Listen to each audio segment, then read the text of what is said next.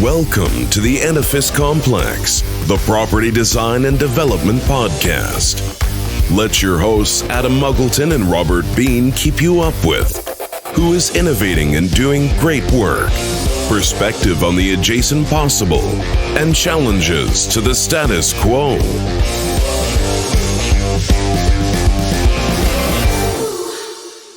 Welcome to the Edifice Complex. I'm Robert Bean, your co-host, unofficial mediator, and here with my colleague, official agitator, heavy emphasis on agitator, friend, and Yoda, most everything to do with buildings, Mr. Adam Muggleton. Say hello, sir. Yoda. Hello there. Okay, so just, I'm quite excited about this actually, because this is one of these podcasts I've been meaning to do and sort of like keeps getting pushed back, but it's an important one for me. And just to declare an interest, I am an investor advisor in BlueRithm, so do I have an inside interest? Yes.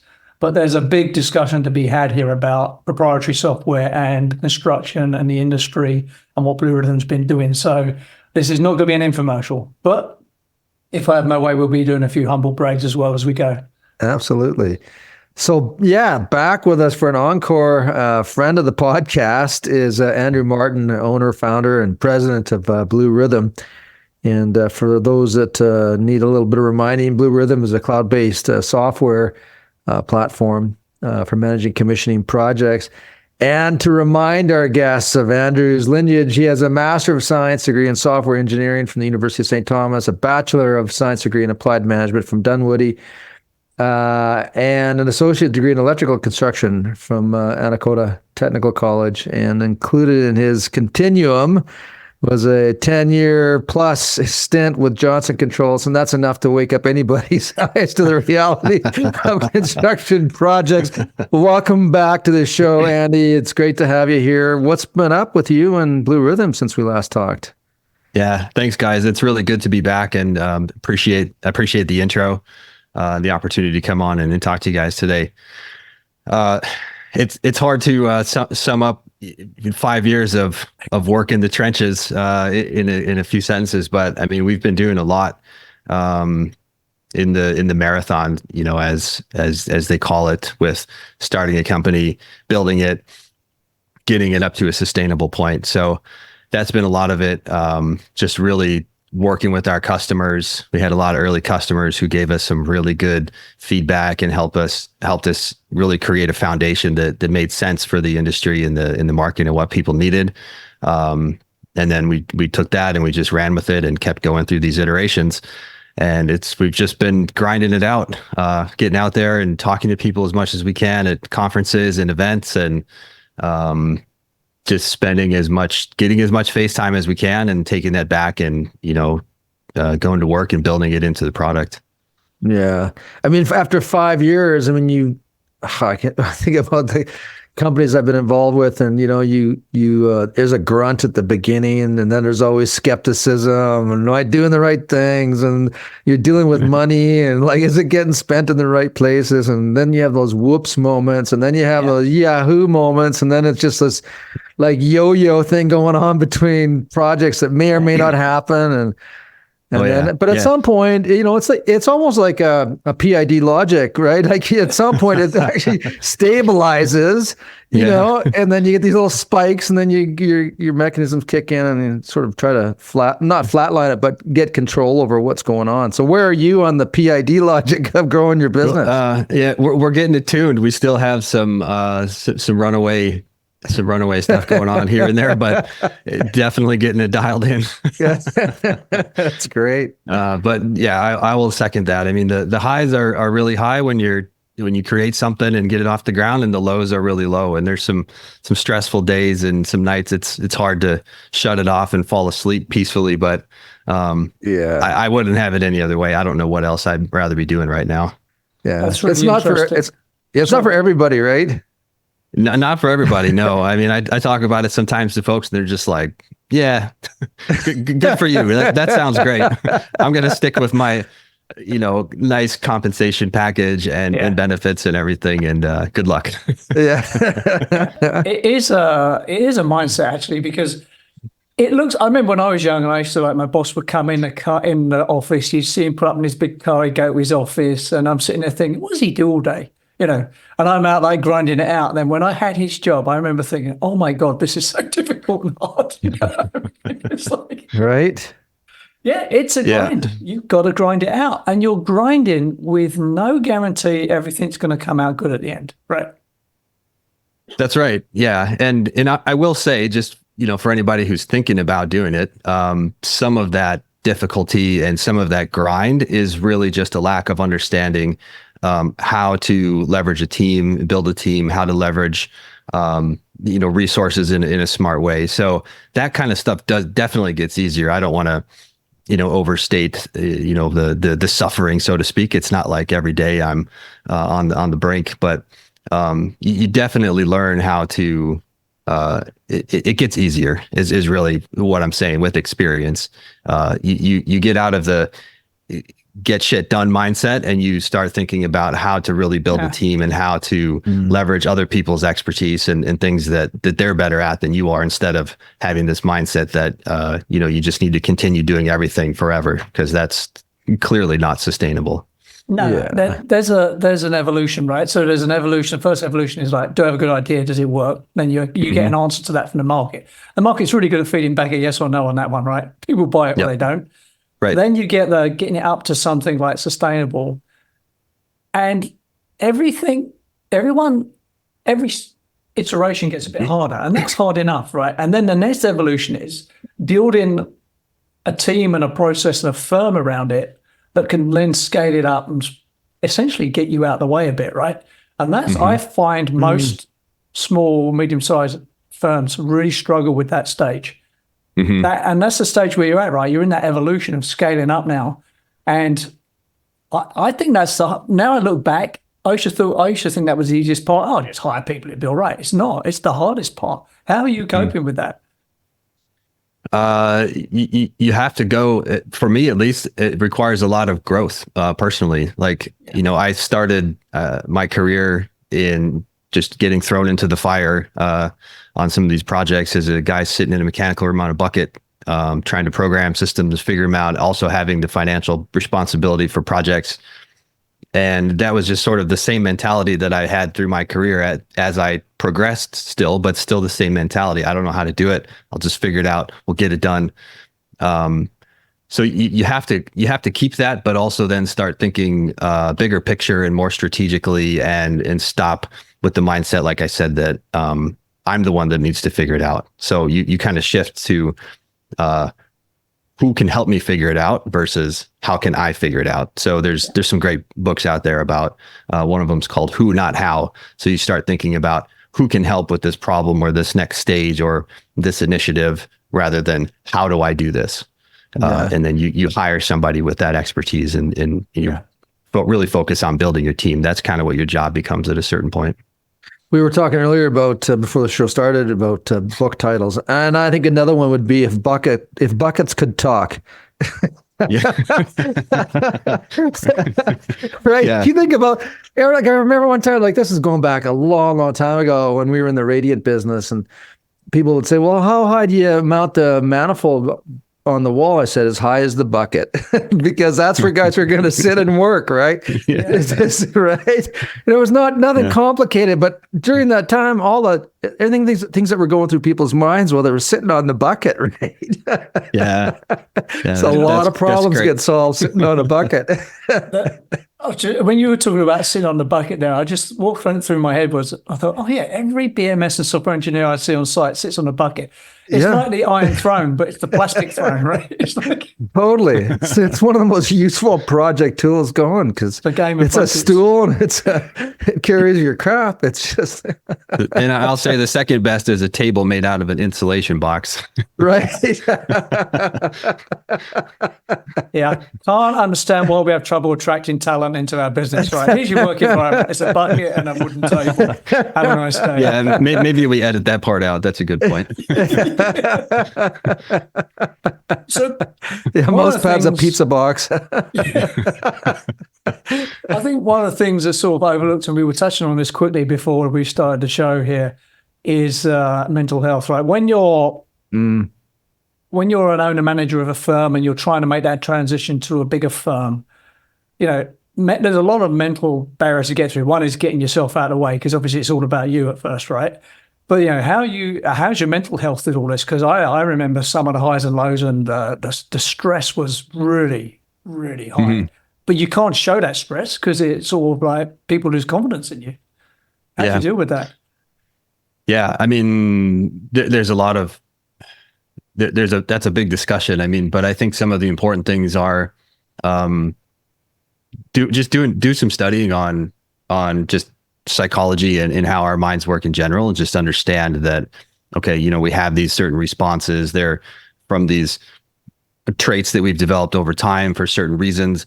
Maybe they're not useful in today's world, but we still have them. We still respond certain ways. That doesn't mean that it's something that we have to react to. So understand the physiology, understand what's going on. I think that's part of it. At least for me, that's helpful. Because then you can kind of start to separate, okay, what this response I'm having from, the reality around you, right? And some of these problems, they exist purely because you think they exist, or they exist in your mind. So, pick up a philosophy book or a religion book or whatever you want to, that helps you develop kind of a perspective and a framework, and something that's beyond your own thoughts about stuff and what you're thinking about. A lot of people like to talk about stoicism these days. It's having a bit of a renaissance. So I think stoicism is great. And then also find people that you can talk to and relate to, and just talk about some of these things and get them off your mind. So it's kind of a weird term. So if people haven't heard this before, it's called mastermind group. So you get together with a small group of people that are in a similar role as you, maybe other business owners, maybe other project managers, maybe other executives, whatever it happens to be. And then you can share things in confidence with them about what's going on and the type of stuff that you're feeling and dealing with. And they can relate because they're doing the same exact thing as you. Whereas if you're talking to your partner, they will be sympathetic, hopefully, and empathetic about it, but they might not understand, and they can't relate, and they get sick of hearing about it probably after a while. Right. Again with the invoicing conversation. Just figure it out, honey. I know when I graduated from U of C, there was a business owner transition program that I took, and that was one of the hardest things I've ever done, but one of the most beneficial ones. And you had to be an owner of a business. And you were in the process, obviously, of transitioning in your growth strategy, and you were looking for guidance. Well, in that program, so basically it was a mini MBA course, but they shortened it up to 6 months. So we went to school Monday, Wednesday, Fridays, and Saturdays. Tuesdays and Thursdays we operated our business, and Sunday was supposed to be a day for studying. So it was really high intensity, but Andrew, just like you were saying, like one of the benefits is that our professor, one of the professors was an industrial psychologist, and he broke our group up into small groups, and we became each other's board of directors, and we would meet on a frequent basis, and we would do exactly what you talked about, sharing what we're experiencing in our businesses. And the cool thing about it is that the way he assigned people to your board of directors, like it wasn't by happen chance. It was like these people have certain, like we'd all do characteristic profiles before we, got into the course. So he kind of knew who we were and where our businesses were at. So together with his ability, his knowledge in industrial psychology, and then plus with the professor on the business side, the two of them built our own customized board of directors. And it was really valuable. Like I remember, because we weren't all we were sort of at different stages in our business. So some of the people that were in there were more, instead of being in a sort of a 10 to 12 person firm, they maybe had 30 or 50 people, right? So they'd already sort of, so when you came to the group to talk about the challenge that you were facing, oftentimes there was somebody in the group that had already been there, knew exactly what you were talking about, and just sort of helped you sort of process what was going on from the stress levels, and then dealing with the logistics to get over that. So I'm with you on that. There's a lot of suffering in silence, I think, in our business, right? I mean, we're in quite a male-dominated, for better or worse, it is what it is. We're in a pretty reasonably male-dominated business sector, right? construction, property development. And there's a bit of a like, well, just get on with it. Yeah, what are you crying about? Just push through, right? What do the US Marines say in their stoicism, take on stoicism, is embrace the suck, right? Just shut your mouth and push through, which works for some people, but not everybody, man. You know, there's Fred Mills on the B1M. He's doing some really good work at the moment about making it okay to say, you know what, I'm not doing okay. We need to do a bit more of that, I think, in our business. Yeah, I think it's practical. It's realistic. It's just human nature, and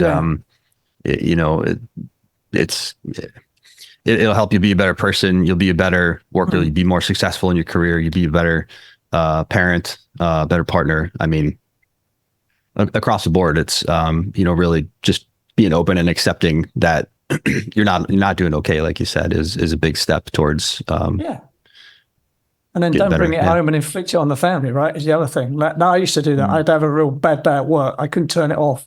I'm driving home. I'm getting wound up. I come in a door and it's like Action Jackson's just kicked the door in, oh, what son? It just takes like an hour or two just to really like calm it down. And then before you know it, it's bedtime and you're up again. Yeah. It's interesting because those around you that actually, that really care about you, when you, if you take that step to open up and share what's going on. Yeah. And also reframing this word, therapy. They're more, to me, they can be coaches and mentors. You don't have to use the term therapist to so just reframing that is really powerful. And if you think about it, like in any aspect of your life, if you're an athlete and you've had coaches and mentors, if you're in the business world, you've had coaches and mentors, something to do with those physical challenges or financial challenges. Well, the same thing applies to mental health. And I have to admit that, and my kids and people in my family, that there's been times also that stress just gets to you, right? And but reaching out and being able to talk about that and resolving it, and then again looking for those people that can coach you and mentor you on through those processes, so that everybody around you actually doesn't get to hate you. Robert, you're really onto something there. Labels matter, right? So when you call it therapy, I think a lot of people just immediately go, they're weak. You need therapy, right? Yeah, but is that any different to having a mastermind group or a kitchen cabinet, we call it in the UK, that group of people around you that can just help you get over yourself, for one, and call you out, but also be there when you've had that bad day? It needs relabeling, and it's a much better deal, right? Yeah, absolutely. Yeah, and if you think about it, a lot of the training that you might get in an MBA program about leadership, a lot of that stuff is really just psychology. Yeah, it's how people work, how people are influenced, how they respond, how to handle yourself. It's it's all related, right? So just absolutely. So now we got the public service announcement done. Mental health. Let's take it up to something a bit more exciting here, because I was slowly starting to think I need a freaking aspirin right now. Now, you are operating in a sexy space. Let's start with that. But you're. Let's face it. Let's set the table here. We work in property development and construction, which has epically resisted change. It's resisting digitization, automation, modularization, industrial level scale. It resists all that, right? If you beamed a carpenter here from the 1850s and put it on a site, that person would probably by tea time at 10, he'd be up to speed. It'd be no problem for him. Right? Door frame here, window there, no problem. I'll do that for you, right? Which is nuts. Because if you did the same thing with a doctor and put him in a hospital, he'd lose his mind, right? So you're at the forefront of trying to move the construction industry into a more digital future. Now, and you're also in what BC's called the proprietary technology space, right? So how's that going for you? Honestly, I mean, it's the industry I grew up in. I started my career, and I don't. I read about and know about other industries, of course, but that's the one I know, and I love it for better or worse. And there's just so much opportunity to improve even just little day-to-day things in people's lives and people's work days that there's a lot of low-hanging fruit and there's a lot of easy wins, and they're still out there. There's still a tremendous amount that is really, in the low-hanging fruit category in the industry. And to be fair, the industry has some unique challenges, but on the other hand, other industries that have drastically outpaced construction industry have had unique challenges that they've overcome to be able to streamline, modularize, automate, and so on.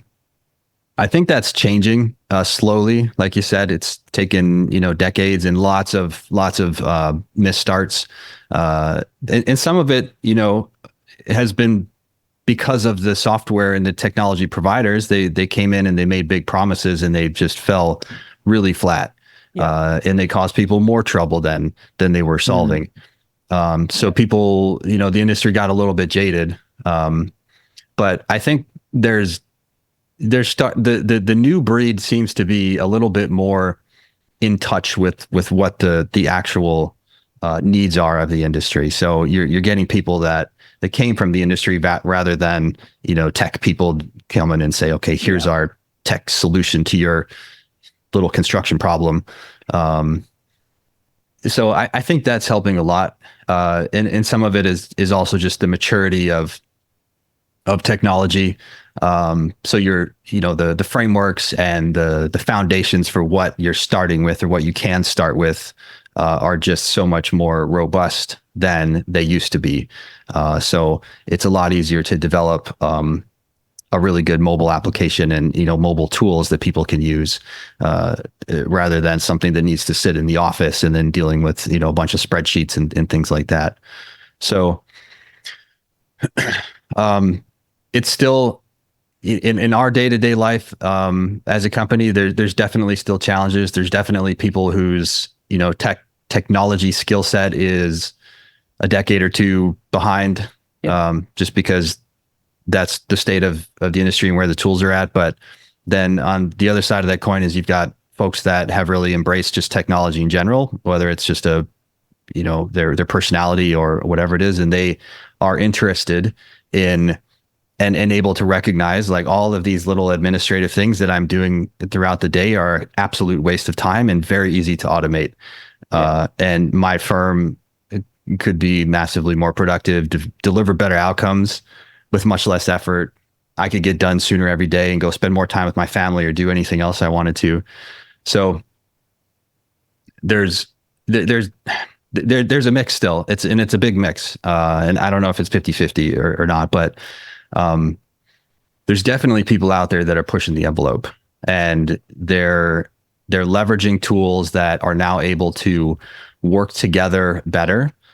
So we still have the problem with I don't know if it's a problem, that's probably not the right word, but in our industry, we're creating properties, buildings that are unique. Each one is unique for the most part. And the team that's going to build it is also typically unique. So they come with a bunch of different tools. It's hard to get a standardized tool set, technology tool set on a single project. That's true. Yeah. Each project is probably going to be different. You've got some big players, of course, that are trying to create the whole ecosystem and deliver the whole solution, but I don't know if that'll happen ever or not. So the other thing that's happening is that the tools are able to work together better and more seamlessly. Some of that is just that they've worked together and they've developed that capability. Some of it is based on standards. Probably still quite a bit of work to do with standards in order to make that more seamless. But I think now that it's maturing a little bit, people recognize the need for that, the need for standards so that the tools that need to work together don't have to rely on custom built integrations. They can rely on standardized ways to exchange data, and they can just have those standardized connectors, and they will connect to standardized connectors with other tools. So Yeah. how's it going for us? I mean, that's a big question. I mean, there's so much going on, and there's so much that's still not going on.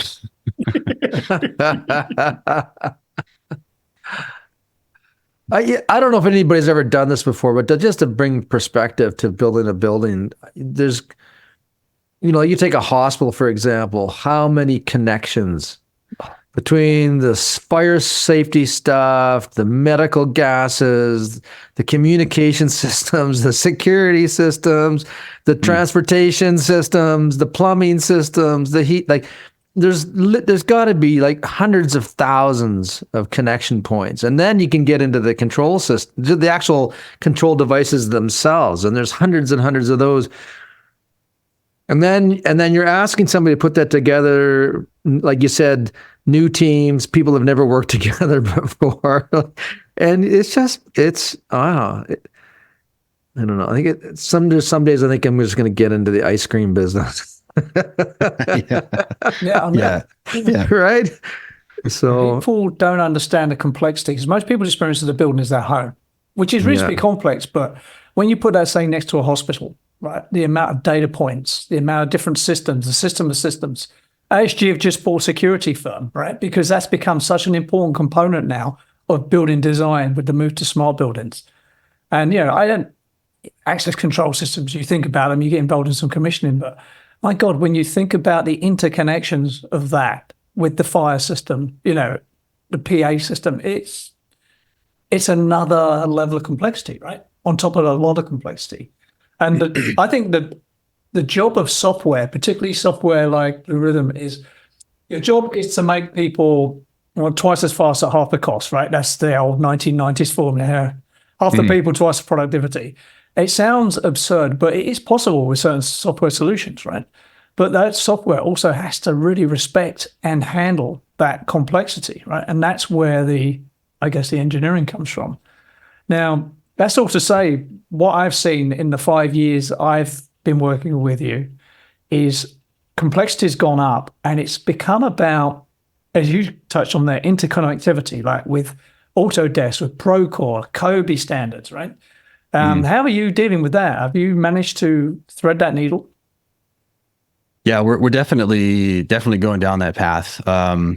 So we're involved in several projects, and they're probably at the pointy end of the spear in terms of the effort that they're putting into figuring out how to do a good digital delivery. Yeah. And this is from the standpoint in the context of the data that gets handed over to the owner about their facility, about all the assets. So, it involves workflows and moving information from design team to construction, contractors, commissioning teams, and having a good normalized data set that gets passed off to the owner. So the types of things we're involved with there specifically, and this is an area where standards could help a lot. Because the things that we're doing right now, we're needing to develop custom integrations for and work with proprietary tools like Revit. Kobe is a really good attempt at standardizing this, but a lot of people I talk to haven't even heard of Kobe before, and it's still Kobe it's a spreadsheet. It's a way to format a spreadsheet.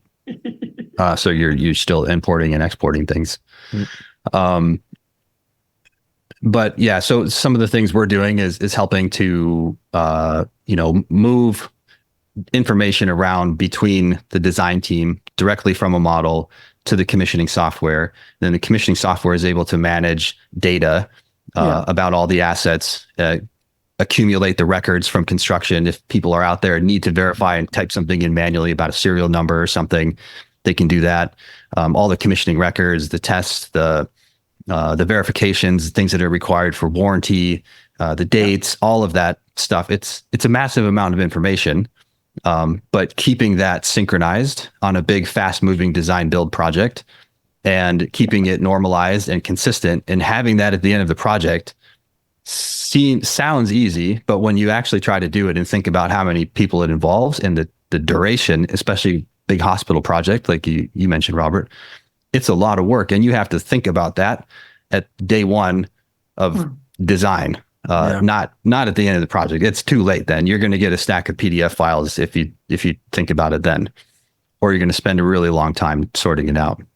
Yeah. So that's something that the sophisticated owners are realizing, that in order to operate effectively their building on day one, they need good data in their digital twin or their maintenance management platform. And the only way they're going to get that is if they make that a requirement and push that through the contracting chain. And then the contracting chain says, yep, we're going to build our workflows around that goal to get you a good data set so that you can manage your facility well starting on day one. Mm-hmm. So it becomes about the data and not about the, how nicely the PDF files are formatted and organized on a SharePoint site somewhere. Yeah. Hey, as a sidebar, and I've been sort of detached from this since retiring in 2019, but are we at a place now where, for example, control devices have QR codes or can send out a digital identification so you can record it and that goes into a data set? Are we there yet? Yeah. Definitely projects out there that are using QR codes. And that's actually something that the maintenance management platforms have done for, I don't know how long, but quite a while, where it's more on the operational side of things. So they, each asset equipment has a barcode or a QR code or something, and they scan it, pops open in an app, and okay, here's all the maintenance records and data. But people are definitely doing that with in construction now too. So they put a QR code, even specifically around commissioning, for example. So you can put a QR code that takes you to the commissioning management platform, and then you've got the status of all the different workflows and startup activities and testing activities related to a specific equipment or system. So yeah, I mean, that's totally possible. At the end of the day, barcodes and QR codes, they're just links to something in some cloud system. So there's a lot of different workflows that can really help keep that stuff. I mean, if you're building in hours of cycle times or operating hours, in terms of your systems, in terms of controlling the building, but also in terms of rotating, pulling old stuff out, putting new stuff in. I mean, that really allows someone to stay on top of their building. Yeah. If they're willing to put the effort and the money into to keep the building up and running, but it just seems to me like that closes the feedback loop. You design it, you specify it, it gets installed, it gets commissioned, it operates, and then what? Yeah. But if you have that information about, this device was installed at this such time, it's been operating for this amount of hours, even to the extent that manufacturers could provide some kind of longevity cycle like this. Typically, these devices fail around these hours of operation. So now you can manage the inventory of replacement parts. There's a whole cycle there, right? With that machine learning and that data analysis, you could get to predictive maintenance, which has always been the holy grail, right? Right. Of FM. The Edifice Complex will continue in just a moment. Are you struggling with paperwork, spreadsheet overload, and project management? Then BlueRithm is the solution to help you. Streamline your commissioning and project management process. Go paperless. Increase efficiency and save money. BlueRithm is commissioning and project management software by practitioners for practitioners, adapting to your workflows and processes, and doing things your way. BlueRithm provides painless and fast onboarding by bringing your existing workflows, forms, checklists, and issues logs into BlueRithm for you. You can use their pre-built templates to customize your commissioning workflows. And BlueRithm can fully handle the transition from your current software platform. BlueRithm is secure, scalable, and reliable, backed by amazing support, and accessible 24/7 on any Windows, iOS, or Android device. Why are you still using paper and hard-to-control spreadsheets? Start your free BlueRithm account today at BlueRithm.com. And now, back to the show. So when I think of you, I think sometimes you see in the old days, who's this guy? Big game hunter. You're like spreadsheet killer, right? That's your mission. Yeah, there's plenty of expressions that, in every spreadsheet, there's a SaaS application. Our biggest competition is Excel. I mean, everybody knows how to use Excel. And they don't, and people don't like to learn new stuff, and that's just, again, get back to psychology. That's just how we're wired. Even if we know objectively concretely that there's a better way and it'll be easier, we'll still resist it because change is scary and it's stressful. But I have a recent hard research project on that. My daughter's just finished a master's in project management, and she wrote about project management in engineering and aerospace specifically. So she did this big questionnaire like, what software tools are people using to manage their projects? And we're talking about like multi-billion-dollar NASA projects here. Yeah. Turns out it's Excel. we see them. We see them all the time because part of what we do is help people say, okay, here's all these tools and tracking forms and stuff that you guys use to manage these big projects. And they're absolutely gnarly and they're huge. And it's just like, I mean, they're impressive, but very hard to manage. There's a learning curve too steep, right? This is the sort of holy grail as well, right? It's to get that automation and that spreadsheet killed while making it easy for people to do it. That is the art and the science of it, right? Yeah, absolutely. Yep. Yeah, I remember like the Excel became a personal expression of my ability to put math, integrate the math. But as the spreadsheet grew, like, you know, because every time we did a project, we always needed another feature, right? So feature creep. And so when it finally, you know, in 2019, when he shut the business down, the spreadsheet was, like you said, it was so gnarly. And I know this for a fact that if I tried to go back to that spreadsheet today, like 5 years later, and like try to figure out what I did, that's not going to happen. I'm going to go have a beer. Right. It's almost a curse you put on people when you send them your spreadsheet and then get them to use it, and all your formulas are embedded. Yeah. Right.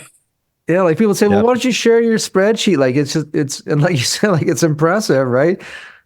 I would never do that to somebody that, you know, unless I hated them. I think that should change the columns, no problem. You should definitely have that as your tagline: spreadsheet killer, big game hunter, and spreadsheet killer. Yeah, it's true. It's no joke. Yeah, people just and some of the concern too is just a mindset, right? Because people think, okay, it's going to take us a long time to learn, you know, how to use this product, and making it easy is definitely part of our job. But if you think about how much time we've all spent learning Excel, it's a lot. Because it's just 25, 30 years for me. When I touched my first spreadsheet, you know, that's a lot of like iterative learning, right? Oh, right. That's almost like learning how to swim. You know, you just do it. It's not even a thought, is it? Right. Well, I graduated in 1983, and at that point, like Mac had their Apple computer, right? And that was the first sort of thing to show up, at least on my radar screen. And then shortly after, then the spreadsheets came out. It wasn't Excel. It was, I don't remember. Lotus 1, 2, 3. Lotus. Yeah, Lotus 1, 2, 3. Yeah. Oh yeah, I'm old. But I remember taking old textbooks and putting the formulas into Lotus. And that actually became a learning experience because then you could now see the relationships, right? You change a cell here and you would see it flow through all the way down to the bottom. So it was a great way to actually see consequences. But they can become gnarly over time and simplifying. And so here's a question for you. Like in multi-zone systems, every time you add a zone into a building, how does the software handle that? Like, I mean, you have a base program, and then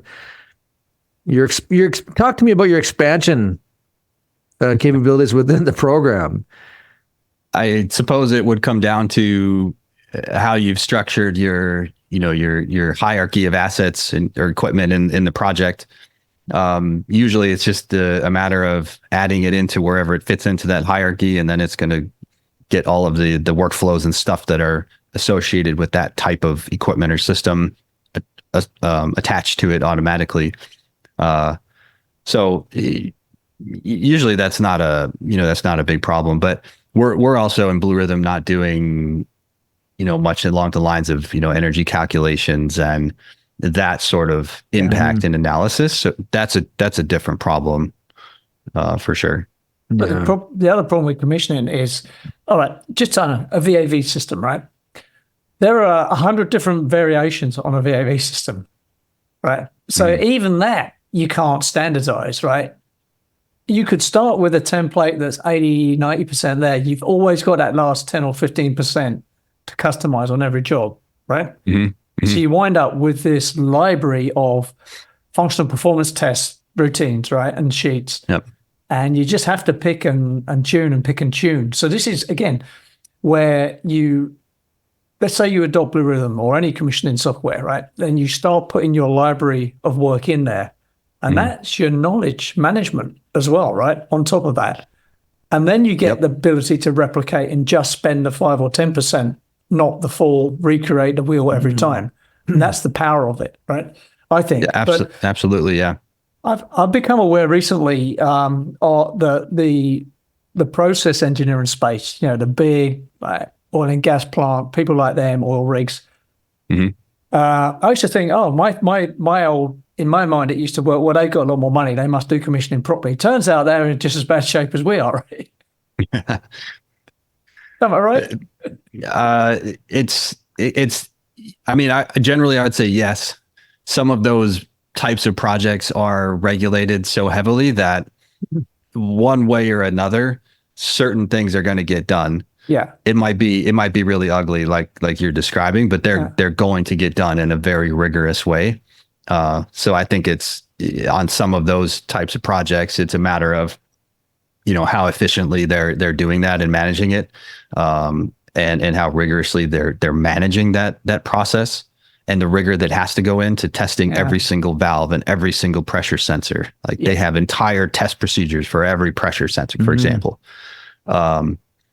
So it's not so much that, like in commercial buildings, like sometimes the depths that the process will go will vary. There'll be a spectrum. Sometimes that's just not optional depending on what type of plant it is or what type of facility is it. But how it gets executed is definitely pretty ugly sometimes. Things that go boom tend to draw a little more attention to. Right. Yeah. I mean, I see BlueRithm as applicable to, say, process and engineering as it is to building commission. The difference is when the hammer of the gods comes down to you on a process engineering job, it kills you, right? It's just a wrap. So you've got to be, there's consequences, right? This is one of the problems, I think, in the built environment. The consequences are low. Yeah, that's a good point. Right? Whereas the consequences, if you have up a gas turbine, a little bit different, right? Everyone goes to court at the minimum. Yeah. Well, it's interesting too, because when I think back on some of the oil and gas executives that we worked with when we were doing their own homes, and these were beautiful homes, and they would take as long to design and build as any commercial space. Yeah. The one project took 2.5, almost 3 years for them to finally take the keys, And the executive would say, I don't understand this. Like our oil and gas facilities, which are way more complex than this home, and blah blah blah blah blah, and said, and this is just a house. Like, what's the problem here? Fair point. But oftentimes these massive houses they're as complex as some of these commercial spaces in terms of the equipment that they've got in it. The difference is that going back to your earlier comment, Andrew, is the people that are typically on these projects don't have the training. Like they just don't have the skill sets. And as technology changes, they're always exposed to new technology. So what's going to go on in this, right? When I think about the AV industry, right, home theaters, when that came into play, and then and then integrating with security, and then the security AV companies, and then tried to get into the HVAC because they're doing all the sensor points anyways, but they never understood HVAC, just like the HVAC guys don't understand the AV generally. So yeah. So this is the integration problem, right? Which again, it is something software should help with, right? Like laying that whole points list out, laying out the whole integration testing, right? That is a thing that's suddenly becoming more and more prevalent now. It used to be something you only did on like mission critical facilities, but it's really moving into normal, like high end developments now. Yeah, and that brings up another good point, that having good process and good standards in place within your firm, within your company, goes a really long ways to helping onboard new team members. Yes. And that's a big concern these days in every part of the industry. It's hard to find new people. And you even mentioned this. Why is it so hard to find, people for the industry? Well, because we sit in buckets of mechanical rooms. Or at least that's what we say about the good old days. But having a good process and a good outline for people to follow goes a really long ways to being able to much more quickly onboard people and make sure that the things that they are supposed to be doing are actually getting done. Yeah. Yeah. And software knowledge can go a long management ways. tool as well, right? Right. There's a lot of knowledge in them sheets and in that work, right? Yep. This is something, again, AEC firms pretty much suck at. Knowledge management and knowledge transfer is their Achilles heel, right? It's like an episode of Seinfeld, right? Everyone's in business for themselves and every new job is a new job, right? There's no learning going on, really. Right. And it's sad. I think I always ask myself, why haven't Google or Oracle or Microsoft burst into the built environment or the construction scene and tied it up? And the reason is they can't with all their resources. They look at it and go, holy, I'm not touching that bucket of chaos. Get out of here, right? And it tells you something. The fact that people at Procore and Autodesk have scaled up to where they are, even something like BlueBeam, is impressive because scale, it turns out, is one of the hardest things to do in construction. And that's the problem to be solved ultimately, right? Which is interesting when we introduced Victoria, who was a venture capitalist. So, there are venture capital firms looking to solve this problem. They see it as a massive addressable market. But, it looks great on paper, right? How big's the TAM? Oh, it's this big, right? $1 trillion a year. Well, I'm in, right? Find me a firm. And then that's where it really starts getting difficult. Right. Because find me a firm I can drop millions of dollars in that can scale up to $1 billion company. That's what they really want, right? Yep. Wow. Good luck with that. Procore, Autodesk, I can't. How many other $1 billion companies are there? There are many. There are definitely not many, and it is very difficult because there's so much fragmentation, and everybody does things so differently. You can address a niche or a little segment or a little carve out a part of it, but to address the whole thing, I mean, good luck. I don't know how you do that. Yeah. I don't blame Google and Microsoft. Those are very solid decisions. What you don't do sometimes is the best decision you make, right? Yeah. Well, it's very biblical. It's a Tower of Babel, like it's just like everybody's got their own language and nobody's talking. And it doesn't matter whether it's in the actual physical, cultural language or it's a programming language or whatever. Like I feel for those that are in the industry trying to resolve that. Will it ever get resolved? Like, is there enough critical mass of companies saying, we all see this as being a problem. Let's get together and solve this. Is that even happening?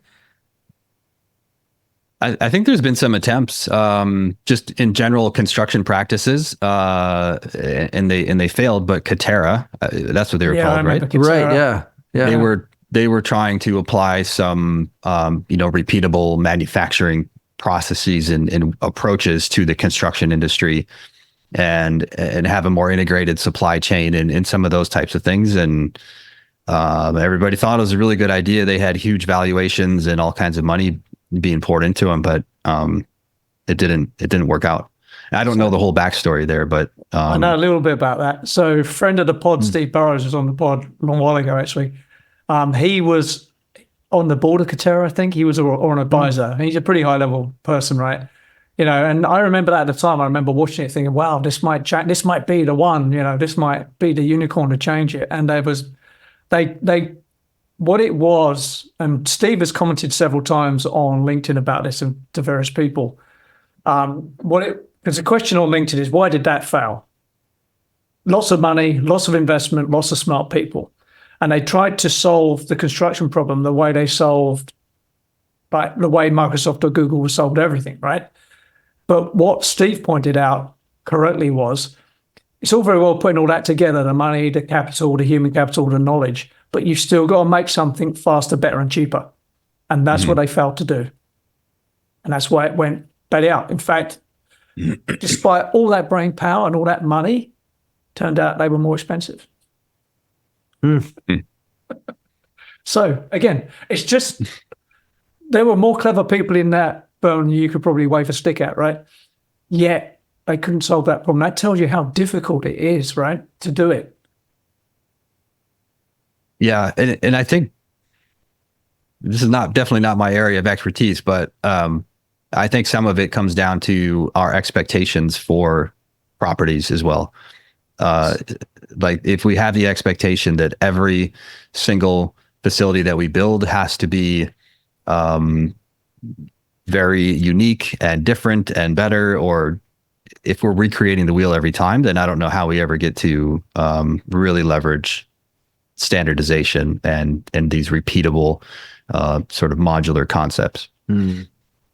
Yeah. I have a picture from when I was flying out of Oman, whatever this was, a few months ago.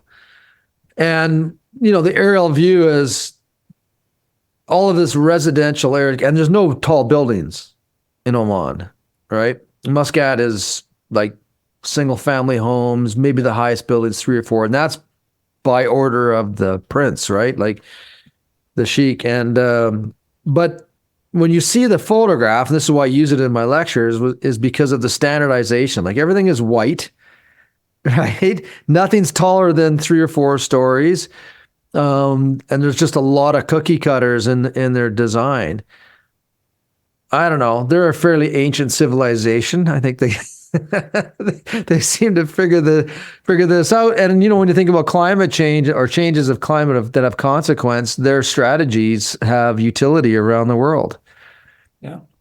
Small aperture windows, light colors for reflection, one building shades the next, right? Low carbon footprint. Like there's a lot to be said about those ancient cultures.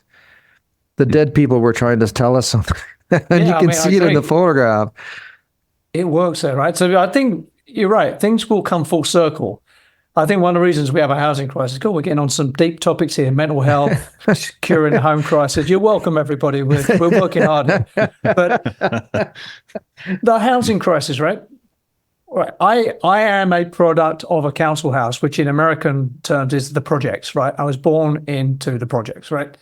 Now, I escaped that, but there was a time when I was young where there was cheap housing available because the government was in the business of providing it, right? It was repeatable, it was modular, blah, blah, blah, blah, blah, blah, blah, blah, blah, right?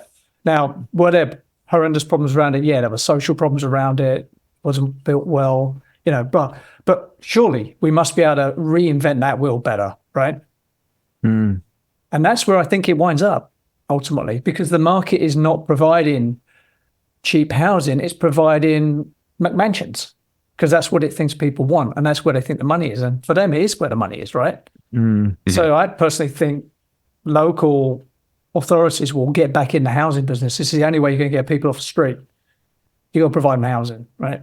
That's it. Because the private sector is not going to provide housing for people living under bridges. It's just not going to happen, right?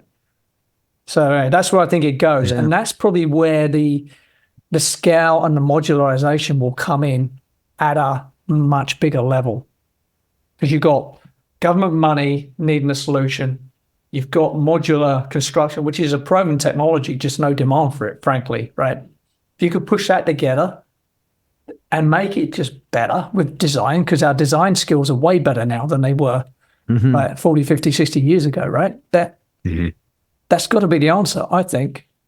If you're listening in a local authority having jurisdiction, and that's copyright the Edifice complex, we want a statue of Robert on that place somewhere.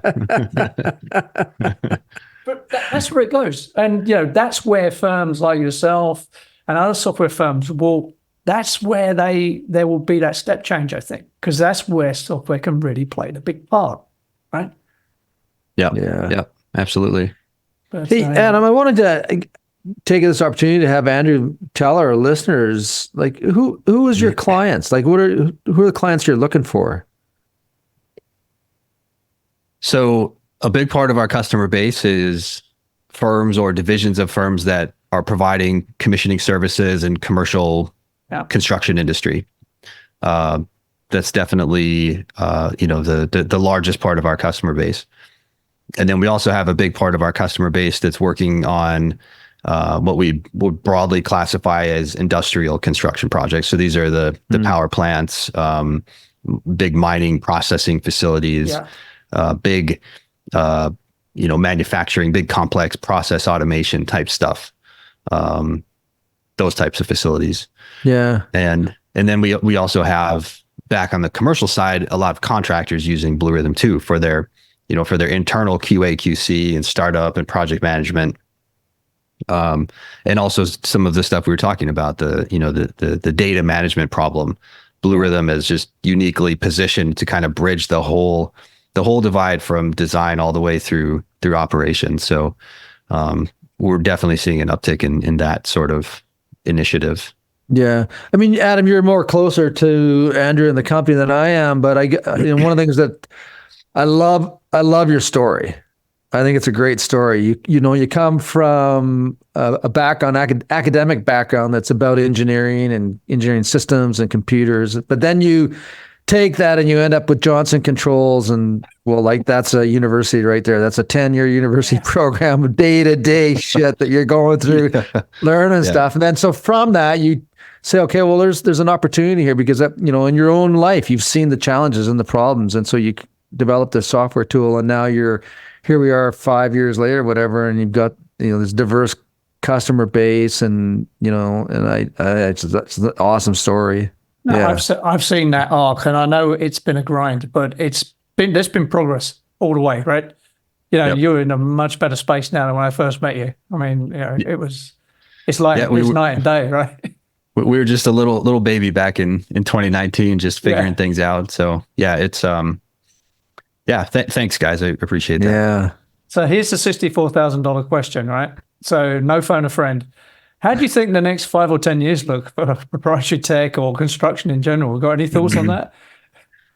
I do. I think it's like we started to talk about. I think it's really accelerating in terms of adoption and real solutions that solve real problems for people, that are usable solutions that they can roll out and adopt within their firms in a reasonable amount of time.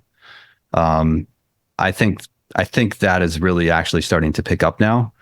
Of course, you've still got all the hyperbole and a lot of people making big promises, and that's never going to change, and that's the way it's always been. But I think the real value that's actually being created and being realized is increasing. And like we said, some of it is just the state of technology. It's easier to build, complex systems and have just better user experience, better mobile experience, offline capability, and all the things that a construction project really needs, and to just have the tools work well and without having people to really have to think about what the tool's doing from a technical standpoint, just have it work.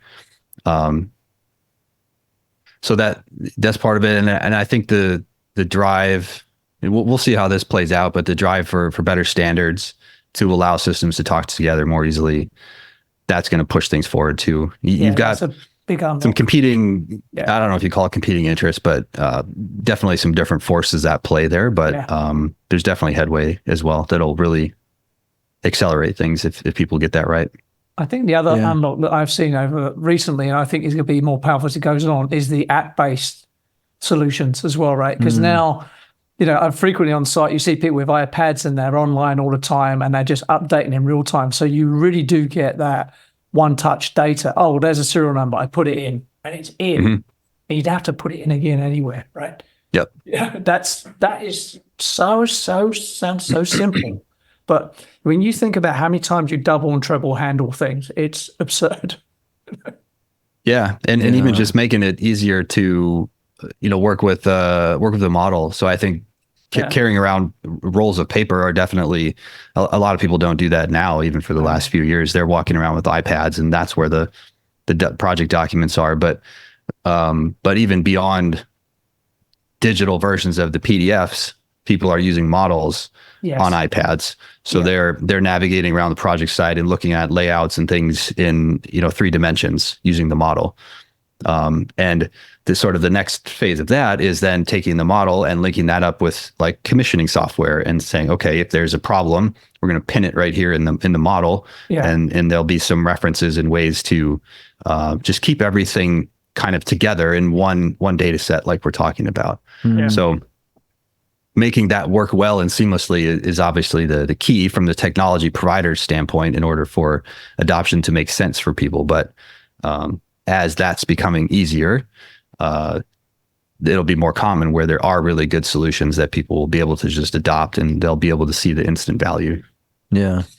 So do you have a 5-year vision for the company? Yeah, I mean, we're definitely going to keep doing what we do and solving the same types of problems, automating administrative work, letting people focus on where they can really add value to the projects and to their clients, and stop formatting PDF files and creating, a bunch of administrative work for themselves. Right. And then really lean into some of the integration that we're talking about, from design all the way through construction, the whole commissioning process being interwoven through it, and handoff. That's definitely where it's at. That's definitely where the tip of the spear is. The big firms that are driving some of this stuff, that's what they want. There's less silos. There's still silos, but the walls are very short, and it's easy to pass things back and forth. So we're part of that. We've got a lot of integrations that we're working on, and a lot of integrations that we've already finished. So that's going to continue to be a big part of it, like we talked about, just being able to have the tools work together well without having to require people to really think about it or understand how the tools work, just having them work. Sure. Did you have a formal business plan, vision, mission, goal, strategy, tactics, all of that kind of goals, deadlines plan, or is this stuff that you're just intuitively doing? Or tell me about your philosophy, your business planning philosophy. I mean, I think you look ahead and you do your best to try to set the course, but anything beyond 6 months is really just, it's wishful thinking. I don't know if that's the right term, but it's going to change month to month. And what you think now is going to be probably wrong, in 6 months. So having a real solid plan for the next 6 months, I think, is important. And, and then month and week and day, and you can get into all that, priority management stuff. But beyond that, I think I think spending too much time there will just be a waste of time in the long run. Or worst case, you commit to something that you decided you're going to do 5 years ago, and you keep following that, and you end up, down the wrong path and kind of shoot yourself in the foot. I think an integration worth pursuing would be integrations with the FM software, right? Because I truly believe that as performance visibility is becoming cheap and easy to find now with IoT and technology, FM firms are going to be held a lot more accountable for performance of the building, right? So that bridge between like construction, commission, handover, and then giving them that baseline info that they can then run with. And say, right, well, I got the building, it was this, here's the model, here's the test sheets, and we tested it 6 months or a year later, and it was this, right? Having that whole thread of evidence is also going to become, there's the thing in the UK, right, but this is still the fallout from this horrific fire there. They have a thing called the golden thread that they're implementing. They're basically looking to know who did what everywhere along the trail. So if something goes horribly wrong, there's a knock on the door and the police are there, right? So if you're a authority having jurisdiction, you sign something off that shouldn't have been signed off, they are going to find you now. And technology enables that, right? So that is a possible future. Interesting. I don't know if it's dystopian or not, but it's certainly heavy on the accountability, right? If it does go that way. Yeah, absolutely. The accountability piece is big, and then just having the records that get created during the construction and commissioning and all of the startup and manufacturer stuff, having that easily accessible in the digital twin or in the maintenance management platform is hugely valuable to the building operators. So they just have one place to go when they want to know anything about the building. And I think digital twins are really going to be a solution to how people are going to manage and run facilities, in the coming decade. I agree 100% with that. I mean, there's NFPA requirements for continual testing, post-occupancy that most FM people don't even know they have to do, but they're out there. They're a requirement for your insurance cover. Again, no one talks about this. I could get an insurer off just about any claim just by going in and asking for several things that these people are supposed to do that they don't do. But that's going to become impossible to dodge that, I think, in the future because of this ongoing digital record that's going to be created and audited in real time. So, we are definitely moving into a brave new world, I think, and it's going to be a lot faster than people, certainly it has been in the past. I think, if I was starting my career now, the level of change I would see in 20 years is going to be phenomenal in the next 20 years. Good or bad. Well, you make an interesting point, Adam, that, in terms of owners of buildings in the past, their only concern was what was the value of the building, right, and the state of the returns. But now society is asking these building owners to actually be part of, the economy out of a larger scale. How is your building affecting society? Yep. What are the demands on your building, and how is this going to affect society as a whole as that building ages and operates? And there's going to be a much higher level of accountability for people who are designing and building new buildings, but also those that are operating their buildings. You know what's going to be like? You remember this at the end of Braveheart where they're killing him slowly, and it's all awkward, and everyone in the audience is going, "Oh, it's going to be just like that." Someone's slowly going to get arrested, and their whole career is going to go poof. It's going to be like Braveheart, but slow motion. Yeah. Anyway, we better wrap up there. We've been going for an hour now. I can't believe it's been an hour. So just to wrap up, any final message?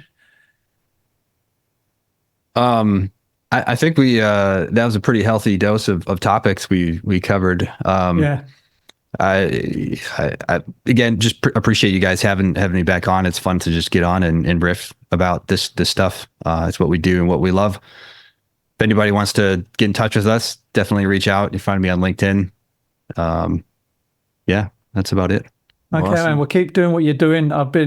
It's been great to be part of your story and see your growth and see the whole firm and the product mature, and big exciting times ahead, I believe. Yeah, absolutely. Appreciate everything that you do. You as well, Robert.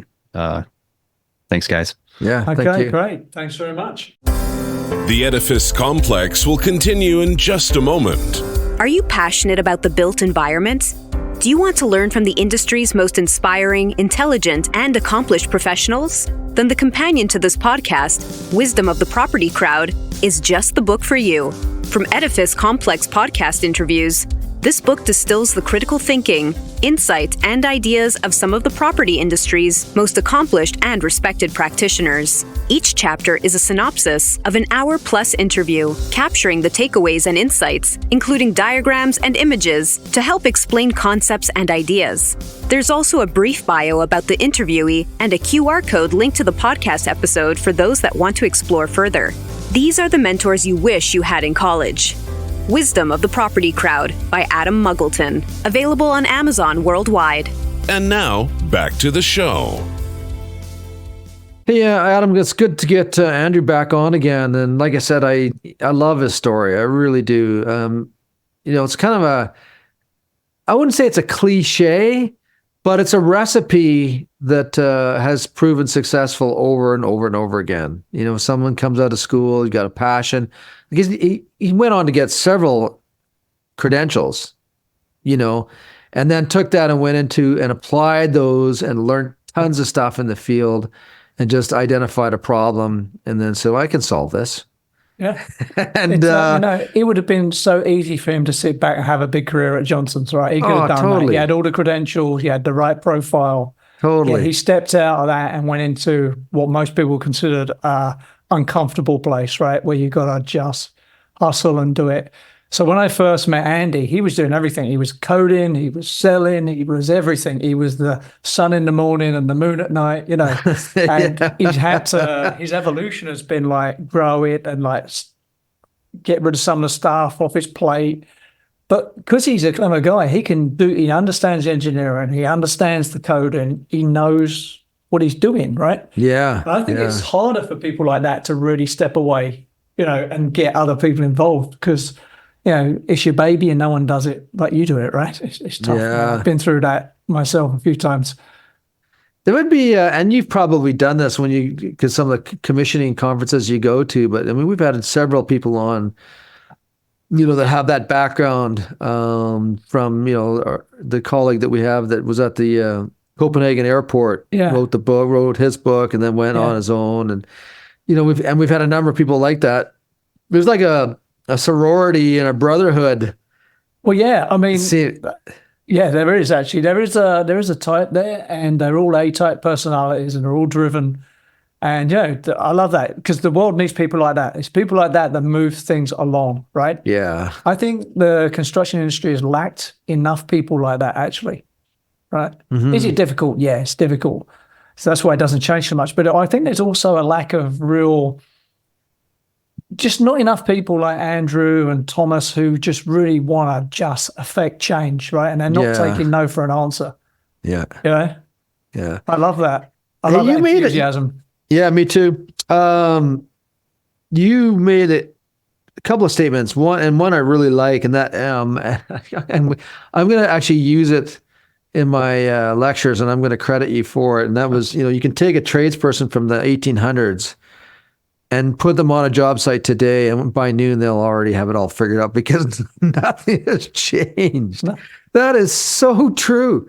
And you're right. Like you couldn't take a physician from the 1800s and put him on surgery today. Like he'd be going, Lucy's got that in mind. If you've been doing it in a hospital, there'd be so machines going beep if you wouldn't know what to do, right? But absolutely, you're absolutely bang on it. And that's just, it's a sad state of affairs when you could pull somebody up from the 1800s and put them on a job site. They would have it figured out. There's a book, a famous book in the UK. It's actually a book arguing for socialism, and it's set in the Victorian period, and it's called The Ragged Trousered Philanthropist. So basically it's about artisans, carpenters, working on job sites in Victorian England, and how basically they were giving away their skills for nothing because that's how society had boxed them in. Right. And it is... I read it every now and again because it is powerful, right? Yeah, I'm the anti-socialist, but I'm not stupid enough to know there aren't some good things in everything, right? Yeah. And if you read this book, I challenge you not to cry and not become a socialist afterwards, But the point is, what I was thinking of when I said that statement that you just said, like if you bring a guy from that period here, they were doing what I see on site every day, putting a door frame. In a window frame, do some form work, right? That's their job. Yeah. They could do that job today, no problem. Yeah. No problem at all, right? Yeah. Yeah. I mean, it's very true. And it gives one pause for thought because there's very few places in society where you could bring somebody from the past and put them into the present or the future and they would succeed, But in construction, you're absolutely right. It would be like bringing somebody from what was the famous typewriter brand? Kenwood? No. Remember the mechanical typewriters? I remember the IBM one with the ball. Yeah. There's no job for that person from the past and the future. Nope. Right? If you just took, like, that's one example, right? But you could go through all the examples of products or systems or equipment or protocols that have become obsolete and no longer exist. Those people from the past, you couldn't bring them into the future or the present because they would have no job. But construction, you could probably go back actually earlier than the 1800s. Like how far could you in fact go back? Well, the reality is, like a stonemason from, Wasn't Jesus a carpenter? I don't know if he was union, but he was definitely a carpenter. They're still using post and beam construction today, and you're still pounding in pegs into wood. All those people would still have jobs today. That was my old one of my old professors, my project management thing. He always used to juxtapose construction to cars, right? So his whole point was, I'll summarize it, his whole worldview was, how the hell have we been building buildings for 5,000 years And we've only been doing cars for 100 years and cars come out defect free. How is that possible? Right. Yeah. Hard to argue against that point. Right? Well, yeah. And part of it is, the car is a consumer goods, but so are buildings, and people don't see it that way. That's another dialogue all to itself. Yeah. But consumers had a way to uprise and say, we're done. Yeah. See BlackBerry. Yeah, right. And so the car manufacturers realize you're vying for someone's money, and your reputation and your record speaks volumes. People will buy those cars, the Honda CR-Vs or the Toyota Corollas. Consumer love, right? That's what you compete for.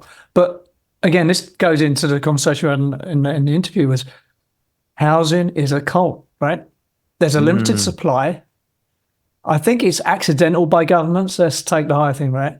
Governments accidentally limit supply by putting planning laws in and charging taxes. For every $100,000 of a brand new condo you buy in Toronto, $24,000 of that is tax. That's just right in permits and this, that, the other. Right.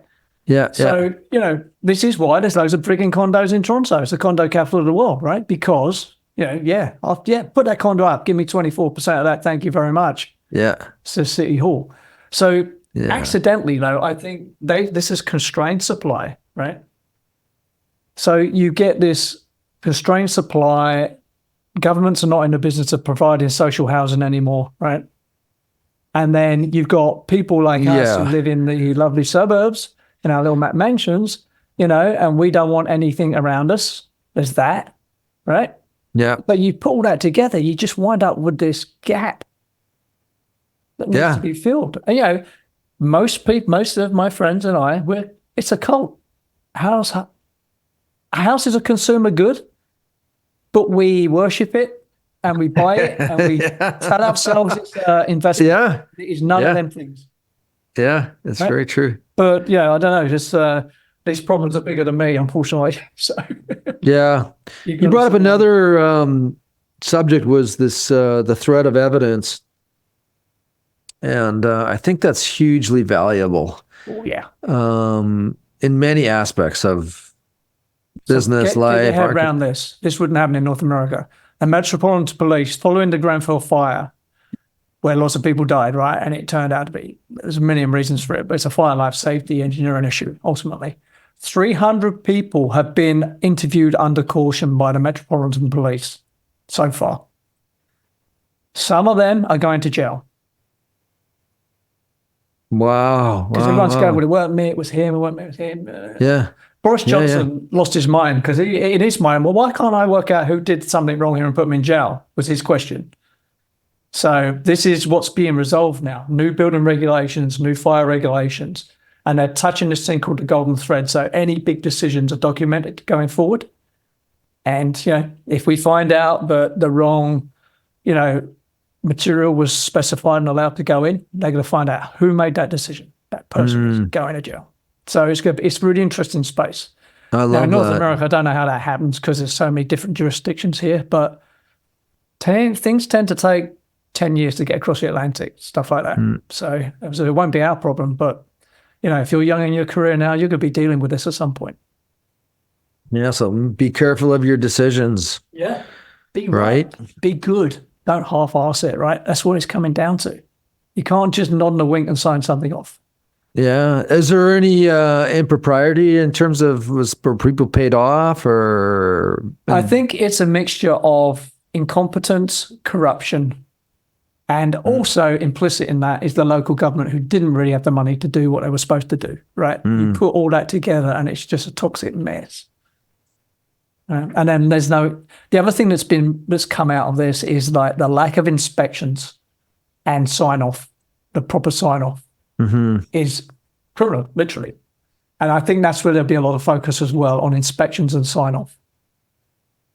It's like when I've done buildings and you're like commissioning a fire alarm system and you're doing integrated tests and the person from the authority having jurisdiction comes in and all they expect to do is have a cup of tea and in their mind the professional engineer's signing it off. Professional engineer's not even there, and in his mind, the whole authority having jurisdiction signing it off. Yep. So they're both in this little mutual disownership loop. and each one thinks the other one's got it, and no one's got it. Yeah, I mean, codes are developed and they're supposed to be enforced. And within those codes, there's recognition that there are standards, but the standards aren't enforced unless they're specified that you have to enforce the standards. Yeah. People need to understand that, like there's codes or standards and there's guidelines. Yeah. And the only thing that matters at the end of the day is the code. You can have the best practice guidelines you want. You can have standards coming out the yin yang, which we have lots of standards. But until the codes say, thou shalt enforce these particular standards, those standards and guidelines have no weight in the courts. Yeah. And the representative of the code is in part the inspectors. Yeah. Right. And so you're right. I mean, they if they come out to the job site and all they're doing is having a cup of tea and not actually enforcing the code that the building was supposed to have been designed and built to, then they're not serving their purpose. And these disasters that have occurred around the world really flags how important it is that that circle is closed. Look at you guys, the government says as an industry, you have to follow this. Okay, great. So we do to our best follow it, but you don't check? Yeah. Your own where's the police here, right? Right. Yeah. Yeah. That's no different than making, criminal laws, right? Like, we'll make the laws, but there was going to be no police force. So have at it. Do what the hell you like. That doesn't work. But human behavior is predictable, right? People take the path of least resistance and they will cut corners if they can. It's just the way you were built, right?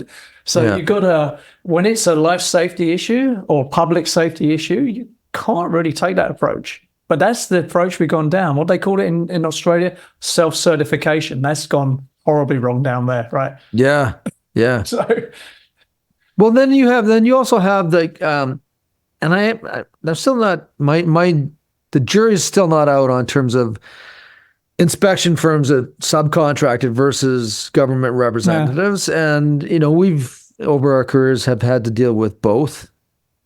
People that are there from the city or people that have been hired by the city because for whatever reasons. My experience is the contractors tend to be more, well, they've got a watchful eye that's at a little bit different level than the city individuals. Has been my experience. That's not to say that any of the inspectors that work for the cities or the government aren't skilled, because there are a lot of skilled people working in those areas. But I just find that the people that are working on contract, they seem to have more at risk. Particularly if it's the business owners, right? Because they know that if they screw up, they're done, right? Yeah. There's a little bit different risk level associated with it. It's about having not just consequences, but appropriate consequences. Like, you can't take someone out and shoot them, right? Do you know what I mean? It's got to be, the crime and the punishment have to fit each other. Yeah. But it is a crime when something gets signed off that has a life safety issue that shouldn't be signed off. That is a criminal act. Yeah. And I don't care what anyone says about that. Should someone die for it? No. But should there be punishment? Yes. Right? That's what we got to, that's the spot you got to get to. Well, we covered a lot of stuff in this podcast, right? Who knew that commissioning software covers public housing policy, crime and punishment, mental health, codes and inspection, finance, economics, business planning. Covers a lot of stuff, right? Who knew? That's right. Time travel. Okay, mate. Yeah, on time travel. I'm looking forward. I need you to get me, my request is you get me a little video bite of you using that example. I love that. All right. Because I put out the website. I love that. By the way, we haven't really talked about your two books. I'm if I can get this. There we go. There you go. Yeah.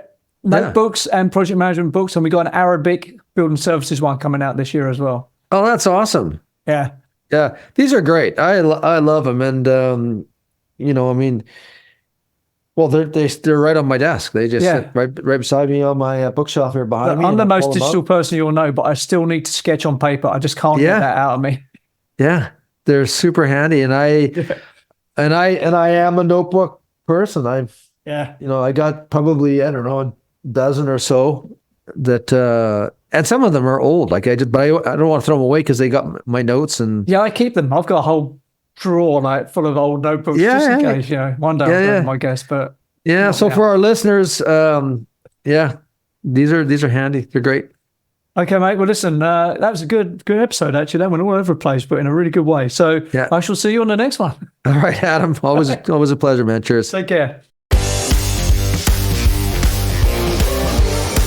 You've been listening to the Edifice Complex podcast with Adam Muggleton and Robert Bean. To access show notes for this episode, visit edificecomplexpodcast.com. If you have enjoyed this podcast, please leave us a review on iTunes. See you next time.